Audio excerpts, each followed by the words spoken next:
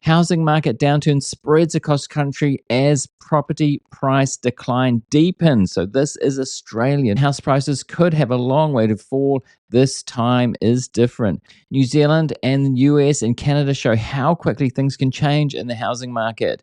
Could Australia be next? Hi everyone, JJ here. Welcome back to the lounge. Well, is the property market, the housing market bust that we're experiencing here in New Zealand, is it spreading to Australia? I mean, I do think that we can call it a crash now. Here in New Zealand, it's been going on since the beginning of 2022. So that's a few years now. And there seems to be no end in sight, really, depending on who you ask, and we'll get into that a little bit. So my last video, I got into this, New Zealand's housing market crash, a warning to the world, and I think it does have implications for other places, and I'm sure, some of you are watching this to have a look at that because you're interested in that. Is it spreading to Australia?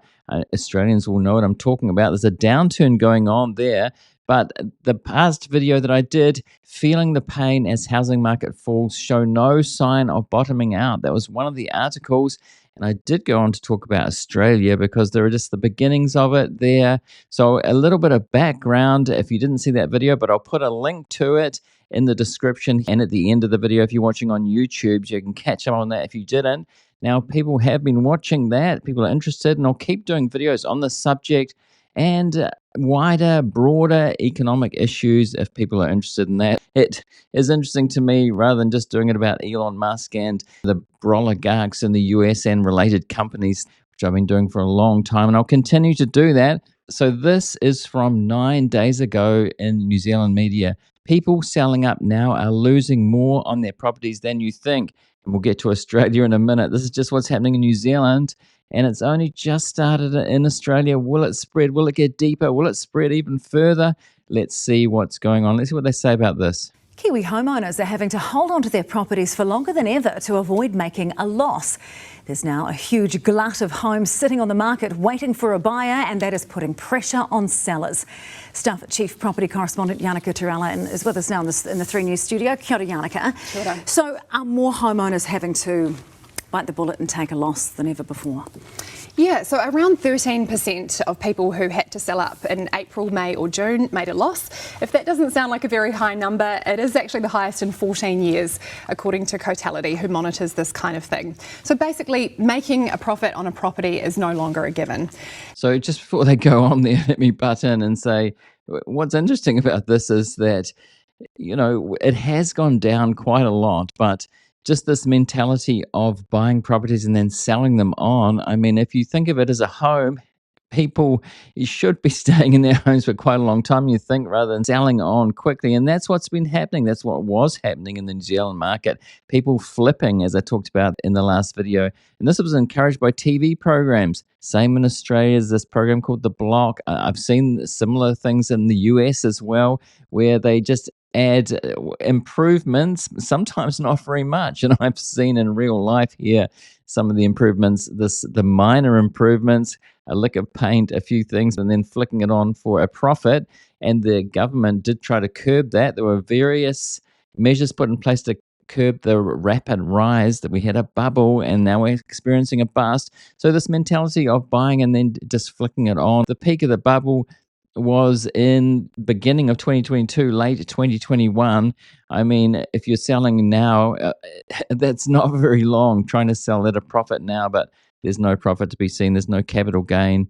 And some of those losses are getting quite big now. In Auckland and Wellington, we're seeing the average loss at about $85,000, $60,000 nationally, and both of those numbers are bigger than what we're used to seeing as well. Yes, and you said 13%, but could that number of people actually selling for a loss be much higher? I think it could. So that number doesn't include inflation, which erodes the value of everything. It doesn't include things like rates, maintenance, insurance, agents' fees, all of that kind of stuff. Those numbers will be different for everyone, so it's quite hard to calculate. But for that reason, yeah, I do think the real number is probably a little bit higher than that. And are people having to hold on to their homes for much longer if they do want to make a profit? That's another way of looking at it, yeah. So if you did make a profit and you sold recently, the amount of time you'd own your home was on average more than 10 years. So basically skipping the recent bump and holding on for ages, basically. And now there's this other problem also, isn't there, of this glut of houses on the market because they're not being sold and the sellers are holding on. Yes, so there is this glut and prices actually lower, just not plateauing. A lot of people thought that prices would just plateau, but it's gone down as the people in the US, if you're old enough to remember the global financial crisis and what happened there, prices actually went down, right? But they sort of bounced back. And there are affordability issues in places like California. I've seen that in the comments. There was a lot of discussion in the comments of that last video. People do like to discuss their housing market and criticizing where I went wrong, especially when I started talking about politics and government policies briefly. But look at this. Are townhouses crashing New Zealand prices? So this is another issue. There are many opinions on this. Unemployment hits 11-year high as well. So I did talk about yesterday as well, when there is a real estate, a property, a housing bust, it's got to affect the economy. It happened in the US. We all saw that play out. In fact, when the US sneezes, the world catches a cold, that old saying, and we did have that global financial crisis. And so it does hit the economy when this happens. Let's see briefly what's been happening here. This is from 2 weeks ago. Unemployment has just hit its highest level for more than a decade. What's driving that grim statistic? And is there any brightness on the horizon? Is it darkest before the dawn? This is At Large with Toby Manhire. Direct from the car, it's Bernard Hickey. The latest news on unemployment is in. We knew it was going to be bad. It's actually slightly worse than we thought. That's right. I mean, unemployment's up from 5.4% to 5.6%. That's more than what people were expecting. Okay, so that's what's happening with unemployment, affecting unemployment. I mean, there could be a number of factors for this, but also younger people are leaving for Australia in big numbers as well. I can't criticize that. I did myself when I was in my early 20s. After I went to university here, went to Australia. Greater opportunity, greater diversity, and there was a recession at the time as well. So this happens when there's a recession. I came back after being in Sydney for a long time, as I talked about in the last video. I owned an apartment in Sydney as well, which did well during this property boom. It wasn't even the beginning. It had been going on for quite a long time, but I came back here in 2011, and I thought the market in Sydney was pretty elevated then, and it's gone on with only really slight downturn since then. It's one of the most expensive markets in the world. So let's get into Australia in a minute. This is still in New Zealand, though. Our housing market is smashing Australia's. G'day there. Cotality's house affordability numbers paint what even a skeptic would have to agree is a pretty good picture of our housing market at the moment. Okay, so this guy, you have to realize, he is, I think, the most popular morning talk show host. He's definitely a propagandist for the centre-right, we could say, right-wing government. So he's talking the housing market up a little bit here compared to Australia's. So we've had it go down here, and he's sort of saying it's stabilising. He doesn't know that. We don't really know that yet. But he's saying that Australia's is worse. And especially one for the first timers, and two when compared to Australia. Now, Australia's market, of course, is a mess, and one of the biggest messes within the mess is the result of their Labor government changing tax deductibility around landlords and expenses. Labor here did it, and it had similar results. Under our current government, so criticising the Labor governments in both countries. What a surprise. They restored deductibility, and the proof is there for all to see. So, investors now are part of the market here. The first-time buyer is in clover. Rents are flat as a pancake. Now, for landlords and some others who want capital return in double digits, like the old days, this won't be the greatest of news, of course. But many have argued over the years housing needs to be more affordable, and the Cotality numbers show that now is the case. 7.2 times average wage versus as high as 10 just a few years back. So the lesson, if Labor here want to learn it, is investors are not crooks. They are not nasty people looking to enslave tenants. They are business people who simply want a fair shake. In Australia, the market is in freefall. Investors have fled. Applications for mortgage money has tanked, and the value of houses is falling as the auction clearance rate each and every weekend basically craters. One thing that I have no argument with there that he said is that affordability is definitely getting better.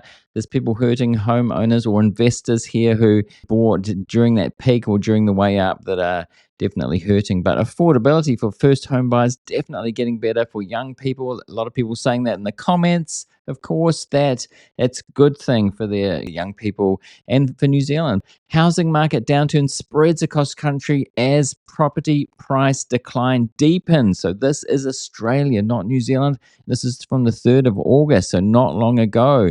The downturn in the national housing market is no longer confined to Sydney and Melbourne, with Brisbane and Adelaide recording declines in property prices last month. Analysts say 3 consecutive RBA interest rate hikes and government tax changes have triggered the weakness in the property market. Some would argue that it really needed to go down. Affordability needed to improve in Australia. As I said, I just think it is an insane bubble in Australia. I can say that. I was there last July and I did live there for a long time and saw this happening. I thought it was a bubble as long ago as 2011, and now it just seems absolutely insane. So, is the bubble going to burst there? Or is it just going to plateau? Remains to be seen. Let me know what you think. If you're Australian, what do you see? I'm sure a lot of people there would like to see affordability improve. And there's flipping going on there in Australia. I saw that too. TV shows encouraging flipping in the US. I've seen that too, right? And so this too, Australian house prices could have a long way to fall. This time is different.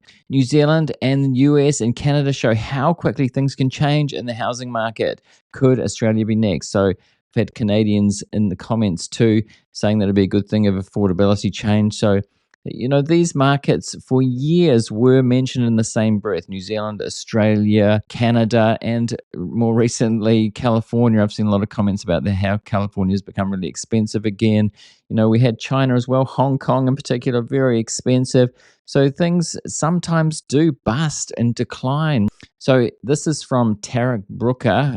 In the last 40 years, the Australian property market has experienced several periods of price falls, but each one has been fairly mild compared to the worst price crashes seen in places like the United States or Japan, or the major correction that has unraveled in New Zealand in recent years, labelled the biggest housing crash in 46 years. So will this time be different in Australia? Will this be the big one? Will it spread from New Zealand to Australia? I mean, New Zealand is a small country. It does tend to go kind of up and down more rapidly than Australia does. We fairly dynamic small country. We do kind of experiment with economic things sometimes when you go back to the 1990s and before that.